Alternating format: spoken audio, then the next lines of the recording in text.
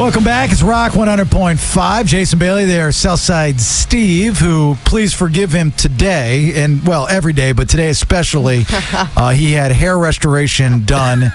He's got stitches in his head. He's got blood on his head. He's got purple marker on his scalp, and he's drugged up on high doses of hydrocodone. So I'm a little messed up right now, and I apologize. It didn't kick into the last break. And that on top of him just being him. So just, Hey, can I tell you something? No. I just want to tell you one thing. No. Just let me tell you something. Let Ted get to his thing. Let me tell both you and Ted something. I love you both. Okay. All right. There he is. Hey, look at me. I love you. Okay. Ted Jenkin, Oxygen Financial. These are 5 fees that are eating away at your wallet. Ted, how are you, buddy? I'm doing pretty good. I'm watching Steve having a healthy sweat here. You got a healthy sweat going right now. Dude, my body is tripping. But here's the thing. I don't talk to When it. you go to hair restoration, in Dr. Ballin, you can go to work the very next day. 5 fees that are eating away at your wallet. Just ignore it. Acknowledge it, but ignore it. It's hard. It's just today. Okay? Just go. This is a look you'll never see. Look, we love saving people money. I mean, that's what we do at Oxygen Financial. We making money and we saving money. But I have noticed as of late that more and more there are companies out there and different places that are starting to tack on these small fees that can really affect the bottom line of your family finances. One of the big ones that was supposed to happen is that the Dodd-Frank Act was supposed to help people with overdraft fees and ATM fees. But nothing could be further from the truth, Jason. It's getting higher than ever before. There was a study that just came out that the average ATM fee, especially at foreign banks, ones that your bank will not reimburse you for, is up to $4.52 just to get your money. I had this exact conversation with a lady that works in the building. It's one of our sales ladies, Nadine. She's going to Vegas for her 40th birthday tomorrow. And I told her, I said, here's how you go to Vegas on the cheap. And one of the things that you have to be worried about is your ATM fees. So when you go to before you go on any trip, go to your bank and up your daily limit so you don't continuously go back. It's a great idea. Which is a fee every time. Banks like Bank of America, not only if this is just talking about casino, casinos in Vegas will charge you at least on average $12 to pull money out at a time. Then banks like Bank of America will put $2 on top of that. So think about if your limit's $500 a pull or whatever, and you're going numerous times waiting every, that midnight, you can accumulate over $100 in ATM fees. That happened to me in the Bahamas. They were only giving me the money in $300 increments. They do that in the Bahamas, $300, $350. And you're right, and I went back like 5 times, and I got nailed. And those drive me nuts. You're absolutely right. You want to raise your daily limit when you go on vacations, because if it's $500 or even $1,000 and you go twice and you're taking tons of money out, these costs can add up. And think about this. If I told you that you had to pay a 3 or a 5% commission to just get your money, would you do it? Probably not. No, but that's what you're doing. A lot of people won't take out $300 or $500. They'll take out $100 and then pay that $3 or $4 or $5, and then go back 10 minutes later and pull out another $100, and then another $100, and then another until you reach your limit. Now, the second side of it is that the overdraft fees were supposed to be cut down, but I got to tell you something, they're not. No. So you really need to watch what you have in the bank, because every time you go over, you're going to have extra charges that end up showing up on your statement. So, and especially if you don't have much money in your accounts, and a lot of us live paycheck to paycheck. So if you're trying to control your spending by taking small amounts of money instead of large chunks of money, or you don't want to use a credit card, you don't have a credit card, that almost sometimes hurts you versus managing the cash that you have in hand. Does that make sense? Yes, absolutely. Because every time you go to the ATM, you're getting charged more money than going to the overdraft fees. Yeah, now another one that's hitting people a lot, that because there's online bill pay and people pay their credit cards online, most people aren't reading their bills. And if you miss by just one day on many of those credit cards, the finance charges and the late fees that hit you on your credit card are more substantial than they've ever been before. Notice in the mail, when you get the new statement from the credit card company, that it's 18 pages of fine print. You can't even figure out what's in your contract, but those fees can end up being $50 or $100 or more, and they tack on month after month after month. So you've got to watch out for finance charges and credit card fees as a whole. What about when you say credit card fees? I pay an amount of money to have a couple of cards, and I'm trying to get out of it. American Express won't let you out. You have to pay a yearly annual fee. Well, they have free cards. What do you mean they won't let you out? Were you beat in? No. Is that where you get those cornrows in your hair today? Stop. The American Express SmackDown?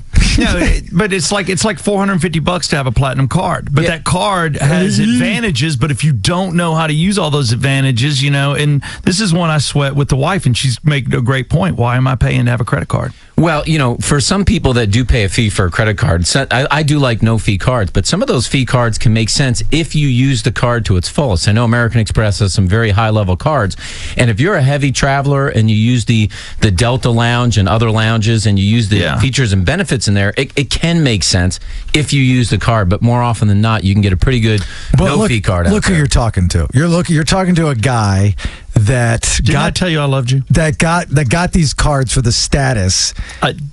Good point. Total douche move. But I was single. So exactly. So you go to the bar, and everybody with their fantastic plastic has got endless amounts of money. Oh, look at me! My card's black. I got a black card Visa. You do have the Chops Club membership, though. I do have a Chops Club. What an affliction membership. Shirt move.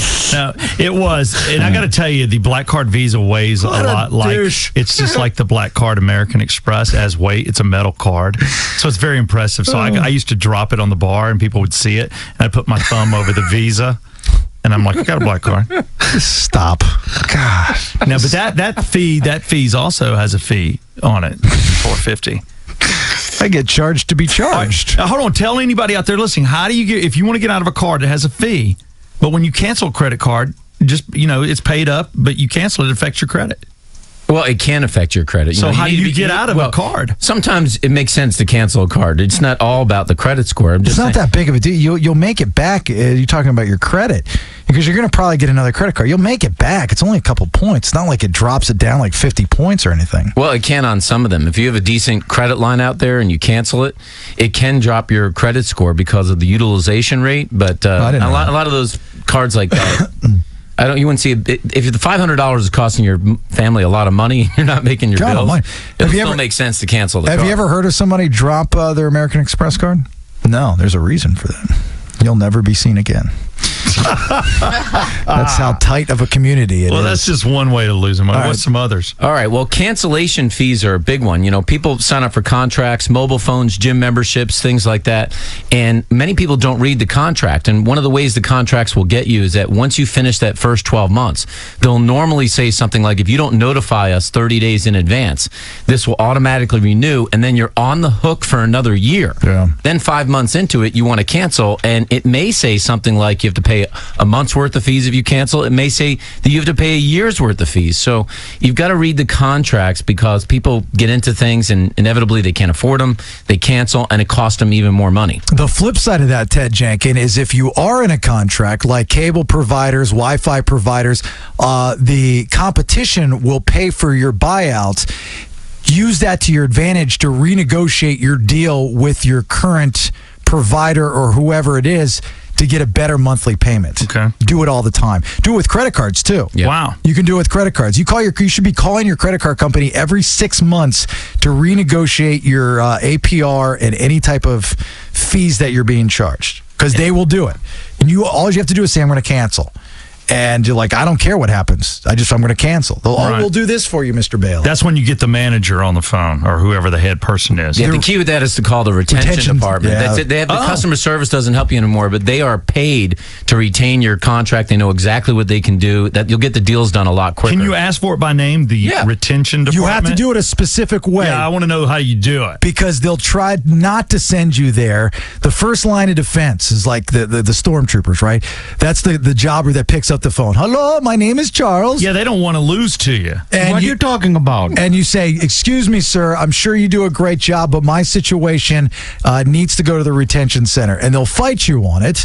No, sir, I can handle your arrest right now. Well, I appreciate the effort, sir, but I really need you to do this. I only have 10 minutes until I have to move on. Please give me your social security number. Oh, hell no. I know better than that. The last 4 digits. And then you fight it. But you're right, Ted. You got to go to the retention center. That's a big one. It's not retention pond. It's retention center. Retention center is a big one. Now, I do want to talk about 2 more quickly here. One is airline fees.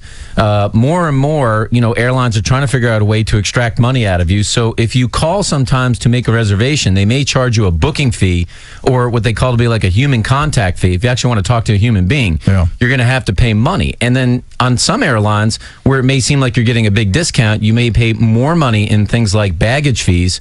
So you really have to look through exactly what it's going to cost you, not only when you book the flight, but when you actually take the flight. And those fees can all add up. Is it cheaper like Nate, our Digi dude? He flies back and forth to Orlando. Like he's got to go back this weekend because he's still packing and moving his girlfriend and stuff up.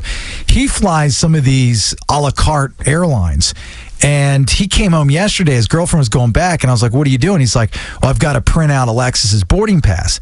I said, well, you can just either have it on your phone or do it at the airport. He said they charge you $5 to print it out. I go, what airline are you It's probably Spirit or no? Yeah. The Spirit? I was like, what are you doing? $5 to print out a piece of paper. But the flight is like $30, so it kind of works out. I mean, you'll get extra fees. If it takes off. Back. I've never even heard of that airline.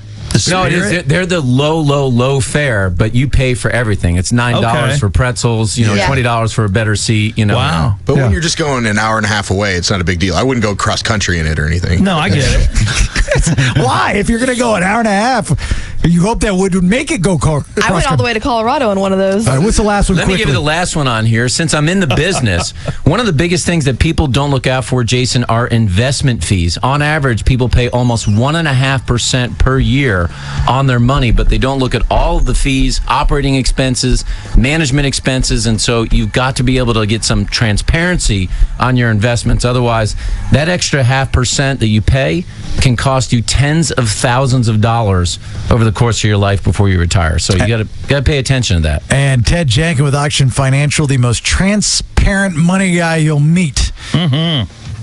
That I am. I was going to say, don't be charging people anything like that. So how can people find you, Ted? We love you. Yeah, check us out. We're in Buckhead and Alpharetta. Go to oxygenfinancial.net. If you want to figure out how to save money on your family's bottom line, go to oxygenfinancial.net. Come see us in Buckhead or Alpharetta. Whether the smallest of money or the largest of money. Steve and I both have friends, both sides of the spectrum. That's it. That have gone to Ted and Oxygen Financial. I've got guys that I play tennis with that got stupid money that I'll never see in a lifetime that have gone with Ted. And then I got guys, that I gave $1 to Amar the other day. He's going to Ted too. He's going to invest that dollar. My buddy that I sent to you makes $30,000 a year. Says you're the greatest thing that's ever happened to he and his wife. It's no joke. All right, I just saw this story. I got to bring it up because I haven't read the whole thing, but I'm sure it's interesting with the title that goes like this: Toddler's head reattached after wreck. Oh my God! Thanks to miracle surgery. I'm going to read it with you here next. Because that's Frankenstein stuff. This looks like you, Steve. This kid.